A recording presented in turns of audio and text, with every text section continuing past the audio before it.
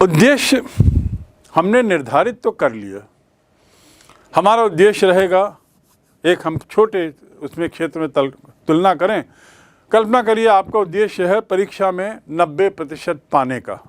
वार्षिक परीक्षा में मुझे 90% अंक पाना है, ये आपने अपना लक्ष्य रखा उस वर्ष का, जिस वर्ष आप 12वीं की परीक्षा में बैठ रहे हैं।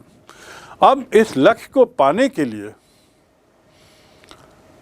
आप क्या क्या प्रयास करेंगे, पहली बात। दूसरा, इस लक्ष्य के निर्धारण में कौन कौन सी बातें शामिल थीं। आपने 90% जो लक्ष्य बनाया, ये किस आधार पर बनाया, क्या सोच कर बनाया, क्या कारण थे जिसने आपको इस लक्ष्य के निर्धारण के लिए एक तरीके से सोच दी। तो उसे कहते हैं हम निर्धारित तत्व। तो भारत की विदेश नीति के भी ऐसे क्या निर्धारक तत्व थे जो मैंने उद्देश्य गिनाए। इन उद्देश्य के पीछे कौन कौन से तत्व शामिल थे, इन उद्देश्यों, ये उद्देश्य किन तत्वों से प्रभावित हुए, किन बातों से प्रभावित हुए जिससे कि हमने अपने उद्देश्य ये सब रखे। उदाहरण के लिए मैंने एक बात बताई कि भारत स्वयं जातिवाद से प्रभावित रहा, साम्राज्यवाद से प्रभावित रहा और उपनिवेशवाद से बहुत प्रभावित रहा, दुष्प्रभावित रहा। स्वाभाविक है उसकी विदेश नीति में इससे संबंधित तत्व जरूर हैं। इसी प्रकार अब हम और क्या क्या तत्व हमारी विदेश नीति को निर्धारित करते हैं, इन पर हम थोड़ा चर्चा करेंगे। अर्थात भारत की विदेश नीति के निर्धारक तत्व, determining factors of India's foreign policy. Factors, तत्व, कारक हर देश की नीति के जैसे होते हैं, उसी तरह भारत के भी हैं। भारत की विदेश नीति के तत्व क्या क्या हैं, थोड़ा हम सरसरी नज़र इस पर डालें। पहला, भौगोलिक तत्व। मैं जिस क्षेत्र में रहता हूं, जिस मकान में रहता हूं, उसके आसपास के लोग कैसे हैं ये तो बाद में आएगा, पर आसपास मकान कैसे हैं, कितने हैं, कितने मॉल्स हैं, कितनी सड़कें हैं, ये भी मेरे पड़ोसियों के संबंध को निर्धारित करने में अहम भूमिका निभाते हैं, मानते हैं ना। उसी प्रकार भारत की अपनी भौगोलिक स्थिति भारत की विदेश नीति को निर्धारित करने में बहुत अहम भूमिका निभाती है। और भारत के भौगोलिक स्थिति की यदि हम बात करें तो ऊपर हिमालय की एक प्राकृतिक सीमा है, हिमालय पर्वत की एक प्राकृतिक सीमा बनी हुई है। नीचे तीन ओर समुद्र है, पश्चिम में पाकिस्तान, उत्तर में चीन और नेपाल, फिर उसके बाद भूटान, म्यांमार पूर्व में और बांग्लादेश पूर्व में। दक्षिण की ओर देखें तो श्रीलंका। ये भारत के पड़ोसी राष्ट्र हैं। पड़ोसी राष्ट्र कैसे हैं,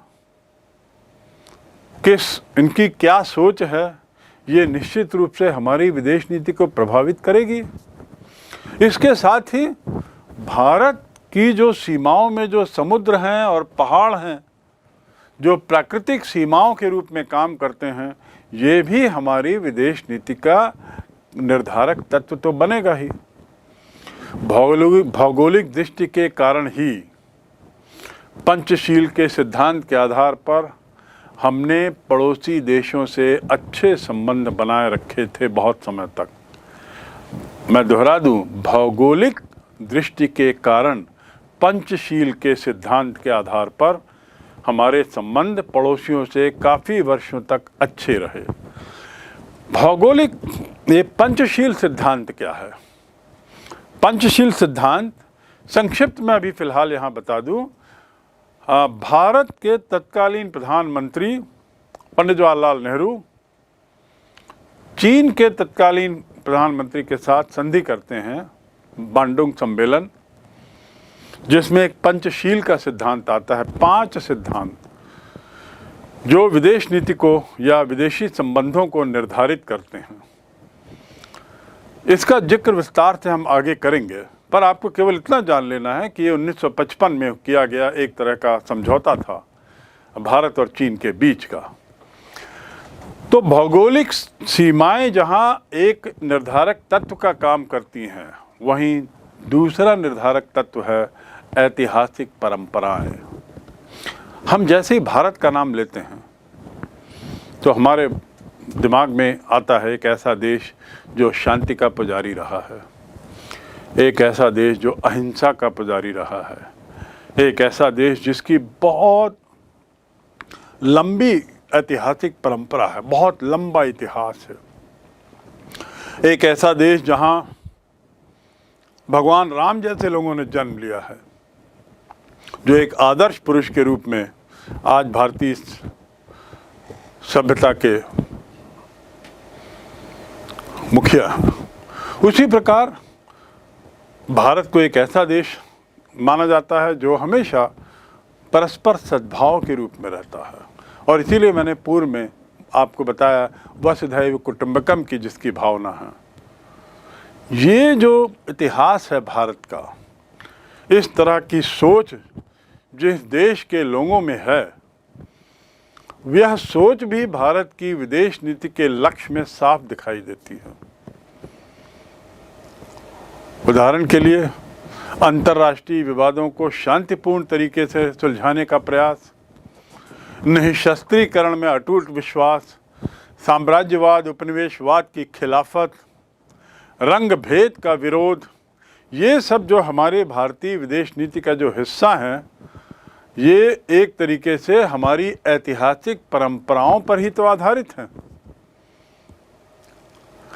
विदेश नीति के लक्ष्य में अहिंसा, शांति, मानवतावाद, इसकी शुरुआत तो हम देख सकते हैं गौतम बुद्ध, अशोक और उसके बाद के काल में भी सतत रूप से भारत हमेशा अहिंसा का पुजारी रहा है। और 1947 महात्मा गांधी जो विश्व के लिए अहिंसा के एक तरीके से आदर्श थे, निश्चित रूप से भारत तो उनके इस रास्ते का पालन तो करेगा ही, और ये बात भारत की विदेश नीति में साफ दिखती है। तीसरा तत्व, ऐतिहासिक परंपराओं के बाद तीसरा तत्व है सैनिक तत्व। भारत की विदेश नीति का सबसे बड़ा लक्ष्य है, जैसे किसी भी देश का होगा, अपने देश की सुरक्षा, हर कीमत पर अपने देश की सुरक्षा, ये किसी भी विदेश नीति का सर्वोच्च लक्ष्य होता है। भारत का भी ऐसा ही था, और ऐसा करते हुए हमें सुनिश्चित करना है कि हम पर किसी भी तरह का विदेशी आक्रमण ना हो, अर्थात संभावित विदेशी आक्रमणों से बचने के लिए, संभावित विदेशी आक्रमणों से उसके प्रभाव को समाप्त करने के लिए जरूरी था कि भारत एक सैनिक दृष्टि से ताकतवर देश बने। सैनिक दृष्टि से निर्बल देश कभी भी अपनी स्वतंत्र विदेश नीति नहीं बना सकता। वो अपनी सार्वभौमिकता, वो अपनी संप्रभुता नहीं बना रख सकता। इसलिए आवश्यक था कि भारत एक शक्तिशाली सैनिक राष्ट्र बने। एक कमजोर देश को, सैनिक दृष्टि से कमजोर देश को दूसरे देश की सैनिक ताकत पर निर्भर होना पड़ता है। भारत की सैनिक दृष्टि से दुर्बल स्थिति ने भारत को विश्व के सभी राष्ट्रों के साथ मैत्रीपूर्ण संबंध बनाए रखने और गुट निरपेक्षता का पालन करने के लिए बाध्य किया। ये इस बिंदु को आप समझ लें। भारत गुट निरपेक्षता का पक्षधारी रहा, बहुत स्ट्रांग एडवोकेट रहा। भारत विश्व में मैत्रीपूर्ण संबंधों के लिए लगातार प्रयास करते रहा। इन प्रयासों के पीछे भारत का इतिहास भी शामिल है। भारत सैनिक दृष्टि से, तुलनात्मक दृष्टि से कमज़ोर रहा है। शायद उस कमज़ोरी के पीछे उसका पुराना इतिहास, जहाँ वो अहिंसात्मक रहा, जहाँ वो सतत रूप से 200-300 वर्षों तक अंग्रेजी सत्ता का गुलाम रहा, भारत की ये सैनिक कमज़ोरी ने भारत की विदेश नीति को एक दिशा दी है, जिसमें मैत्रीपूर्ण संबंध और उसके साथ साथ गुट निरपेक्षता आदि की बात करने के लिए हमें विवश किया है। निश्चित रूप से गुट निरपेक्षता एक सार्थक प्रयास था, लेकिन इसकी शुरुआत के पीछे कहीं न कहीं भारत की सैनिक कमजोरी रही होगी, जिसने इस बात के लिए भारत को बाध्य किया सोच के लिए कि हमें ऐसी नीति अपनाना है जिसमें कि हम किसी भी सैन्य गुट के दबाव में ना आए। शुरू से ही भारत के राष्ट्रमंडल का सदस्य बने रहने का जो कारण था, वह था सैनिक दृष्टि से ब्रिटेन पर निर्भरता बनी रहे। आप जानते हैं राष्ट्रमंडल क्या है? राष्ट्रमंडल अर्थात अंग्रेजी में कॉमनवेल्थ, कॉमनवेल्थ ऑफ नेशंस मतलब क्या होता है? ऐसे देश, ऐसे देशों का गुट, सैन्य गुट नहीं, ऐसे देशों का गुट जो किसी न किसी काल में अंग्रेजी साम्राज्य का हिस्सा रहे हैं। उन लोगों ने तय किया कि हम लोग एक ऐसा प्लेटफॉर्म बनाएं जहां पर एक साथ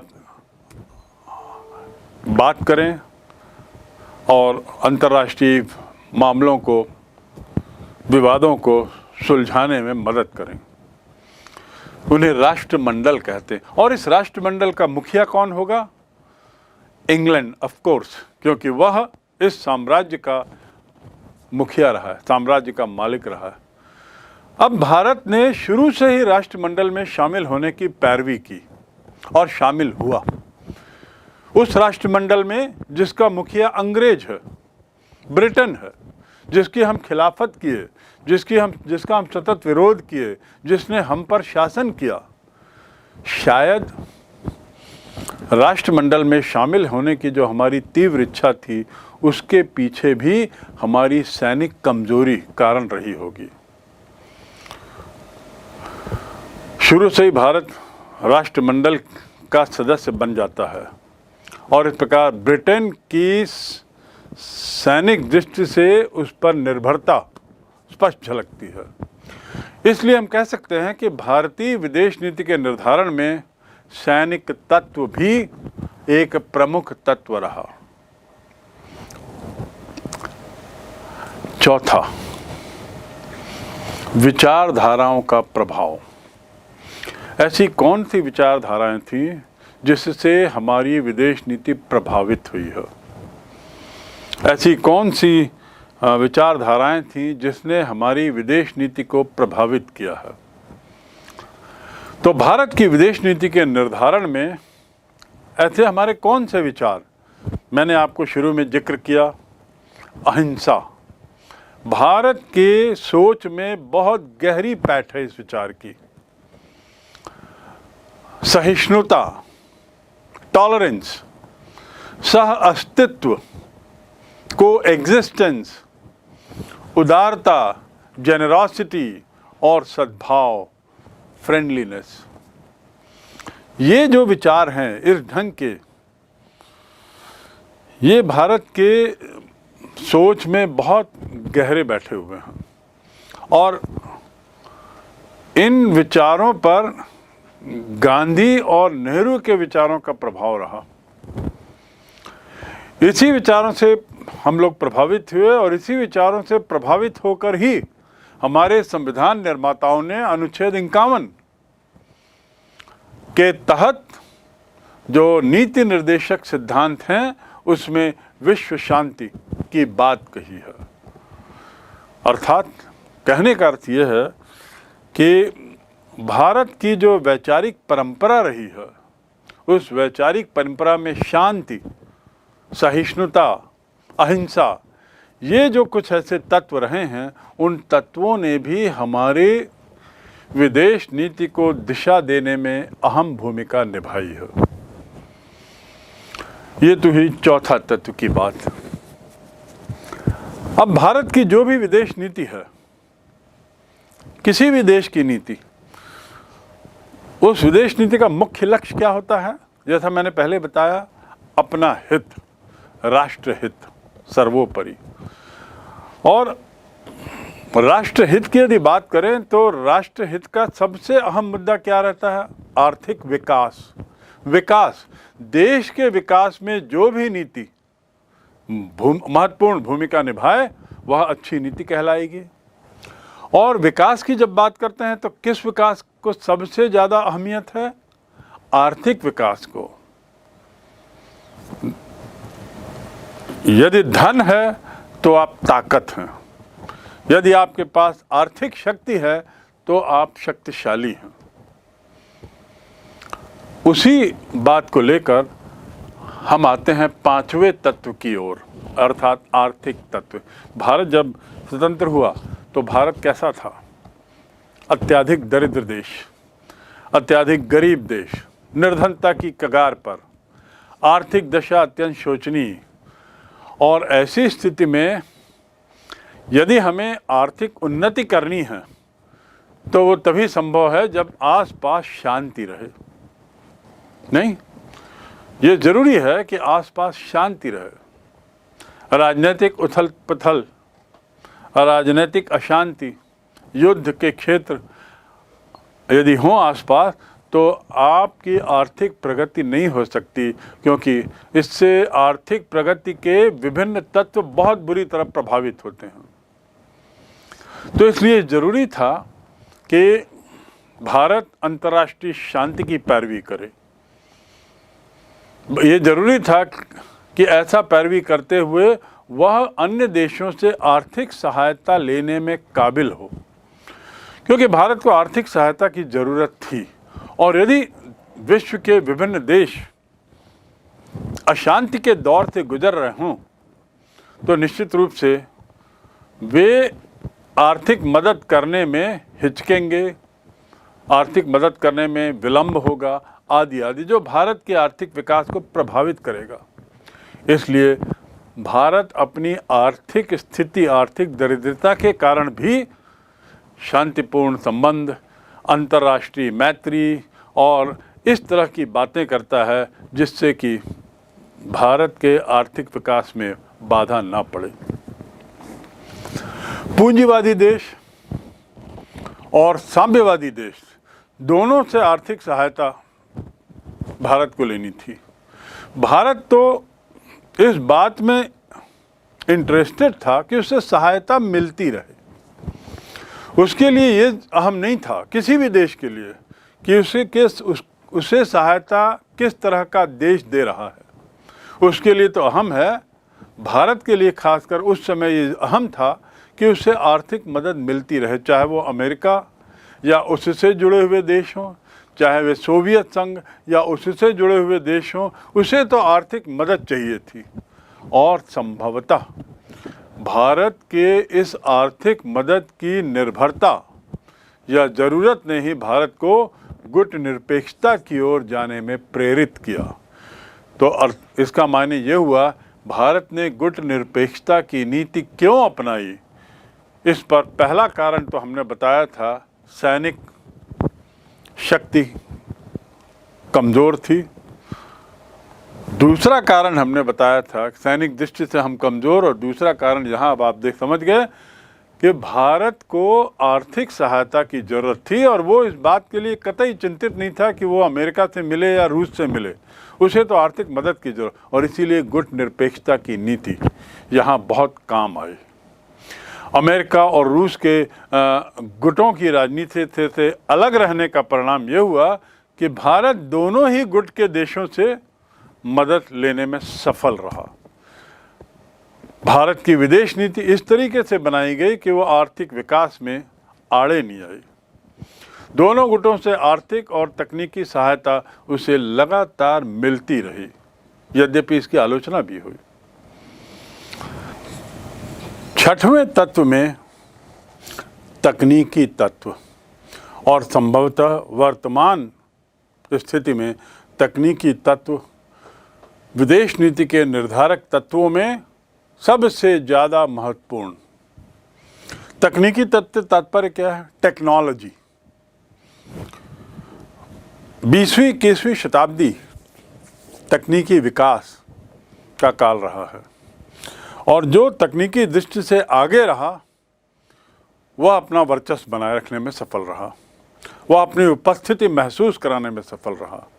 तो इस प्रकार तकनीकी तत्व जो है वो विदेश नीति के निर्धारक तत्वों में समकालीन सर्वाधिक महत्वपूर्ण तत्व है। विकास के लिए तकनीक की ज़रूरत है। मात्र धन से और मात्र मानव संसाधन से हम विकास नहीं कर सकते, क्योंकि विकास के लिए जो प्राकृतिक संसाधनों के दोहन की ज़रूरत है वह तकनीकी दृष्टि से ही संभव है, वह तकनीकी मदद से ही संभव है। तकनीक की दृष्टि से भारत, हम कह सकते हैं, एक मध्यम श्रेणी में आता है। ना वो बहुत आगे है ना पीछे है, लेकिन समुन्नत प्रौद्योगिकी के क्षेत्र में भारत ने एक तरीके से प्रगति की है। समुन्नत प्रौद्योगिकी मतलब ऐसी तकनीक जो उसे आर्थिक विकास में मदद करे। ऐसी तकनीक को बढ़ावा देने में, ऐसी तकनीक को बनाने में भारत ने कुछ प्रगति की है, लेकिन अभी भी काफ़ी कुछ किया जाना, अभी इसमें मीलों चलना है। यदि हम भारत के तकनीकी प्रगति की तुलना कुछ पश्चिमी देशों से करें तो भारत काफ़ी पीछे है, और ऐसी स्थिति में ज़रूरी है कि उन देशों से तकनीकी मदद लेने के लिए, उन देशों से प्रौद्योगिकी का आयात करने के लिए भारत उनके साथ अच्छे संबंध बनाए रखे। बल्कि एक तरीके से ये अनिवार्य है भारत के लिए कि भारत पश्चिमी देशों से अच्छे संबंध बनाए रखे। ये भारत की एक तरीके से हम कह सकते हैं विवशता है, भारत की एक कमज़ोरी है, और इसीलिए इसी कमज़ोरी के कारण भारत ने हमेशा मैत्रीपूर्ण संबंध, गुट निरपेक्ष संबंध आदि शब्दों का उपयोग करते हुए अपनी विदेश नीति का निर्धारण किया है। हम एक उदाहरण लें, रफाल एक बहुत विश्व प्रसिद्ध शक्तिशाली युद्धक विमान। Rock 62 speeding, descending 3000 feet, 1014.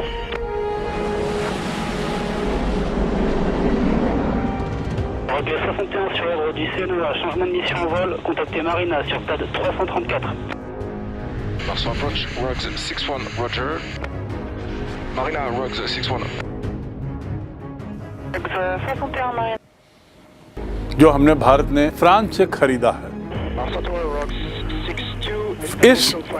यह विमान आधुनिकतम है और इसकी जो तकनीक है वह भी अत्याधुनिक है। भारत को यह विमान उपलब्ध नहीं हो पाता यदि भारत के संबंध फ्रांस से अच्छे नहीं होते, और ऐसी स्थिति में भारत पाकिस्तान के साथ होने वाली जो शस्त्रों की दौड़ है उसमें कुछ पीछे हो जाता। इसलिए भारत हमेशा सुनिश्चित करता है कि इन विश्व के शक्तिशाली देशों के साथ उसके संबंध अच्छे बने रहें, और ये तकनीकी निर्भरता के कारण ही भारत को कई बार अपनी विदेश नीति में एक तरीके से सॉफ्ट मार्ग अपनाना पड़ा है। विश्व के तकनीकी दृष्टिकोण से जो विकसित राष्ट्र हैं उनसे हमें टेक्नोलॉजी आयात करना है, चाहे वो रॉकेट बनाने की कला, चाहे वह क्रायोजेनिक इंजन्स का इंपोर्ट हो, या अन्य बहुत सी तकनीकी प्रौद्योगिकी की आयात करने की बात हो, तो भारत की निर्भरता इन देशों पे एक तरीके से अनिवार्य थी। धीरे धीरे ये निर्भरता कम होती जा रही है।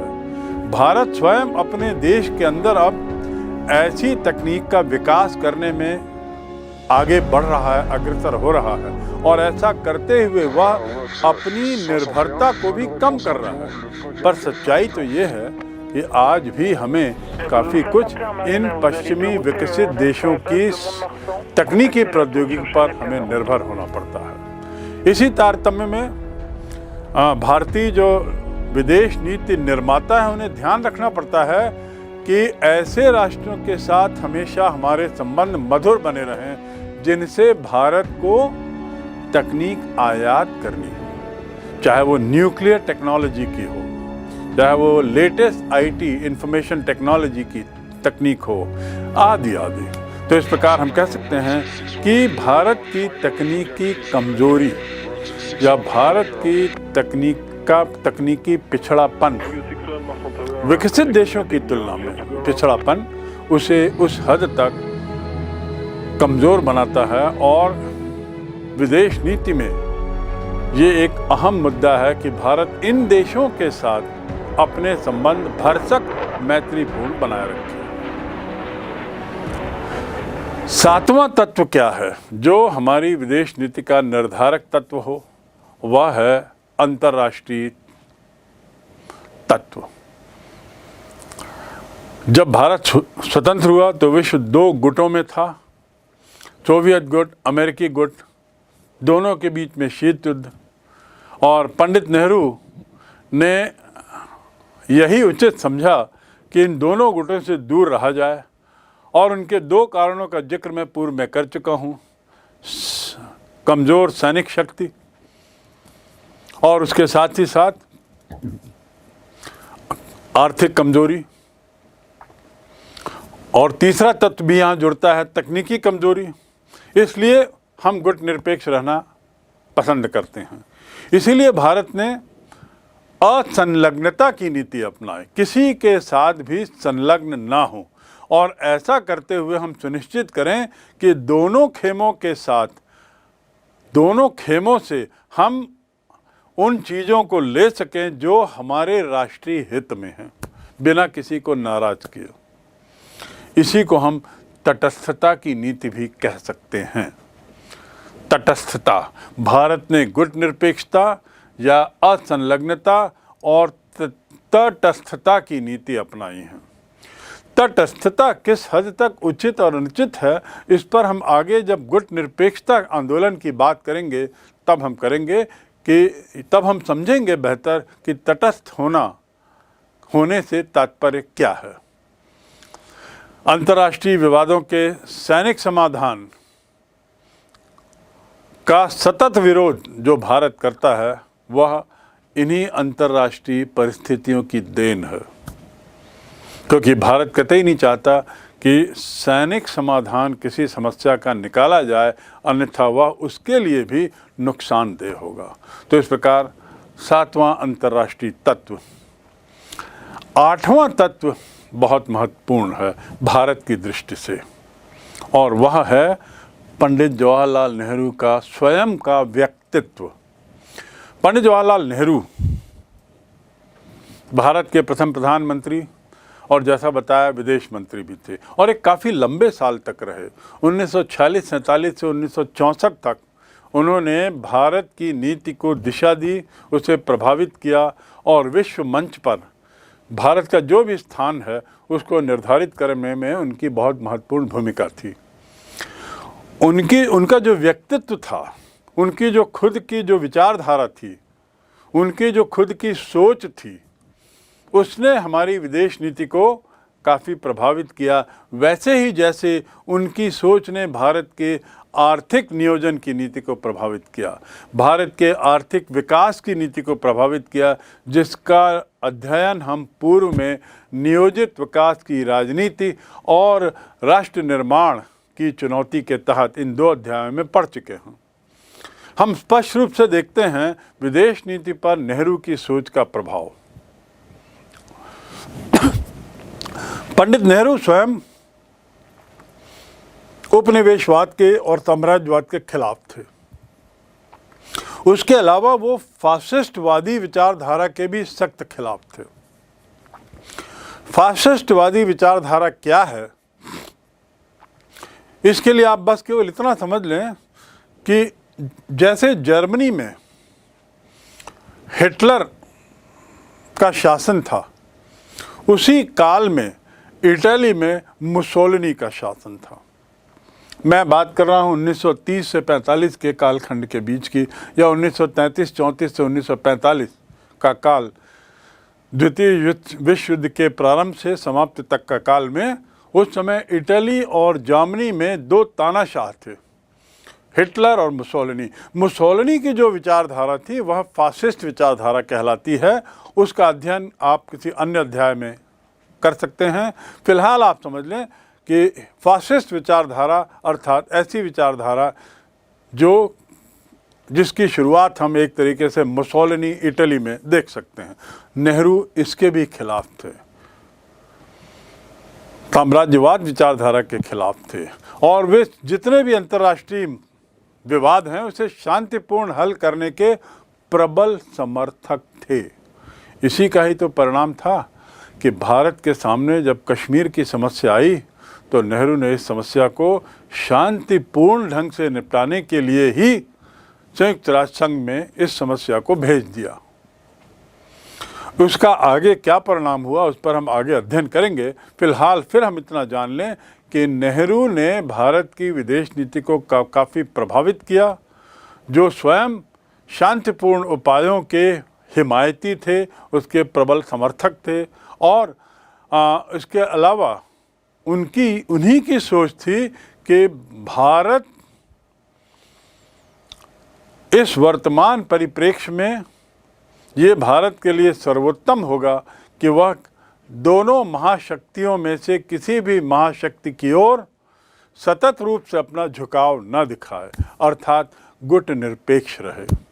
गुट निरपेक्ष की सर्वोत्तमता पर पंडित नेहरू का पूर्ण विश्वास था और इसीलिए उन्होंने गुट निरपेक्ष आंदोलन के प्रणेता के रूप में उसकी शुरुआत की, मार्शल टीटो और गमाल अब्दुल नासिर के साथ मिलकर।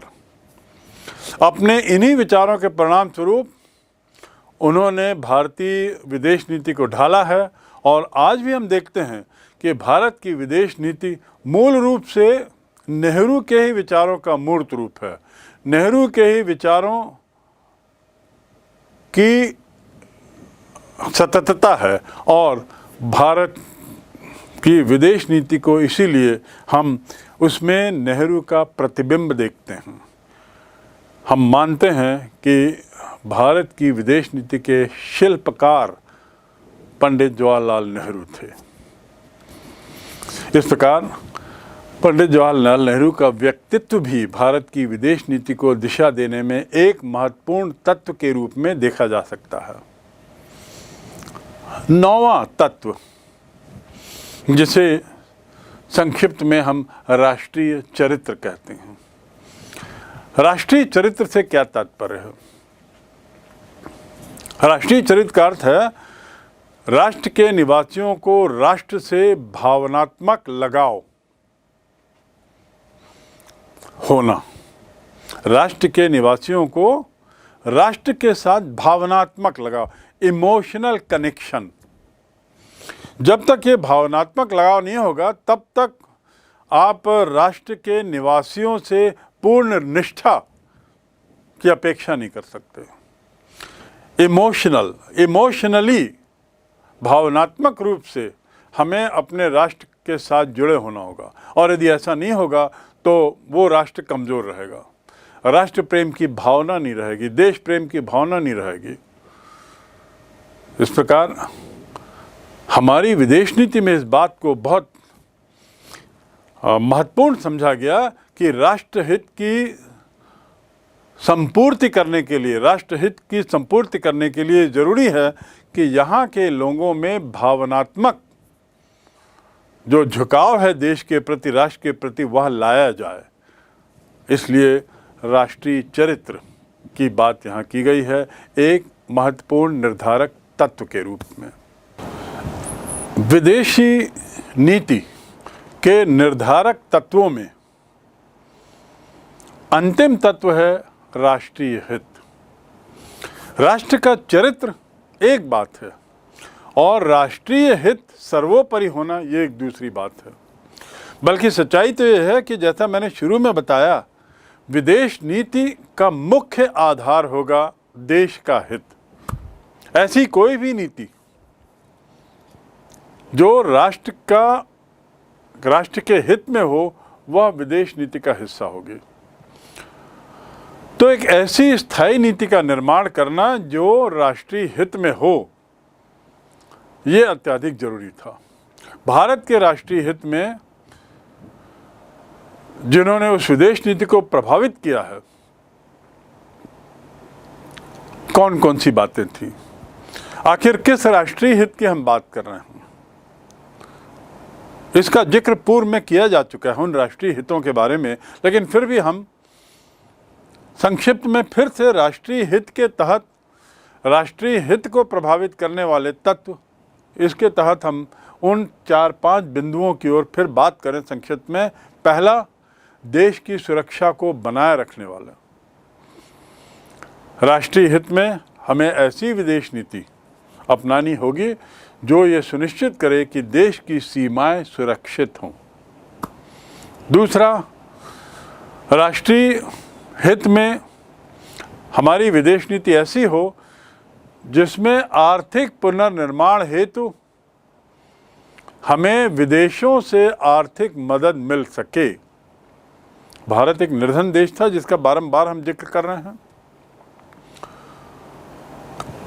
तो इस प्रकार राष्ट्रीय हित की यदि बात करें तो भारत के राष्ट्रीय हित में ये था कि भारत को विकसित देशों से आर्थिक मदद मिल सके, आर्थिक पुनर्निर्माण हेतु।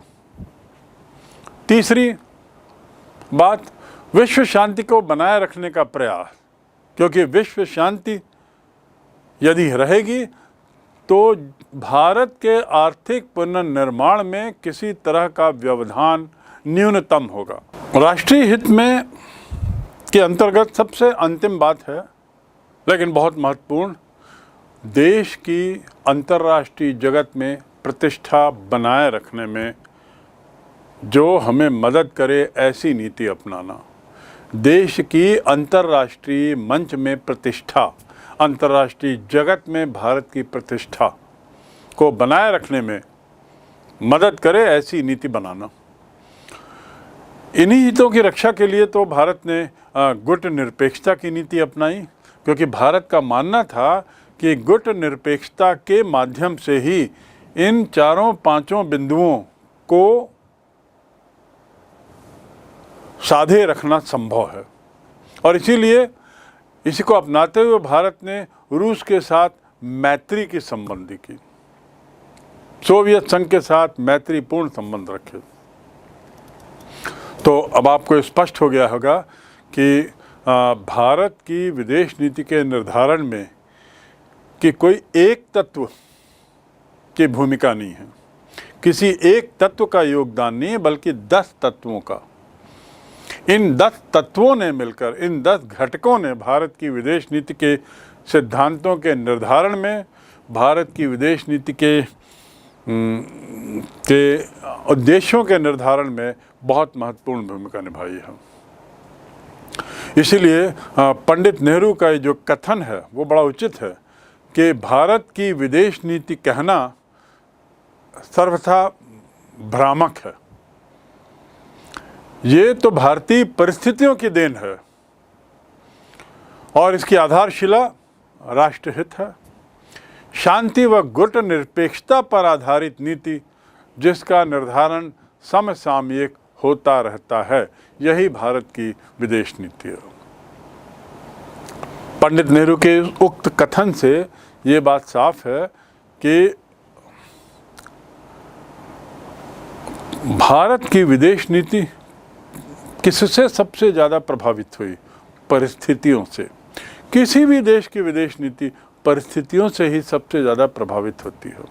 हमारी जैसी परिस्थितियां थीं और हमारे जो लक्ष्य हैं, इनको देखकर हमारी विदेश नीति के निर्धारक तत्व हम समझ सकते हैं, बेहतर समझ सकते हैं।